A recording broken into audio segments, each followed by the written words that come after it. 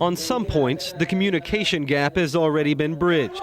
But at this San Antonio mosque, on this day, there is still one burning question. Will the U.S. military focus its attack on a group or an entire country? Mosque leader Fatah Abu Aisha votes for the group. Whatever might is used to bring them to justice should be directed towards them and them alone, and not a whole nation just because that group is within that nation. And they call on America to restrain from attacking Afghanistan. But for millions of other Americans, there's a different question on the table. What will happen if the U.S. does target Afghanistan as a whole and the ruling Taliban declares a jihad? How would American Muslims react? Aisha says there would be no reaction, except for prayer.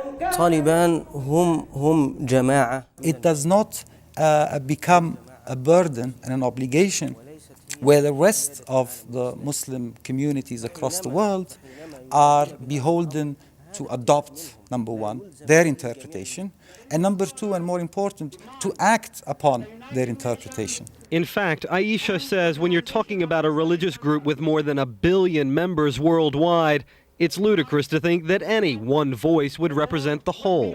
There is no one body or one country that can raise its flag or its head and say, we are declaring jihad in the name of all the Muslims. In fact, Aisha says even his definition of jihad is different than that of the Taliban's.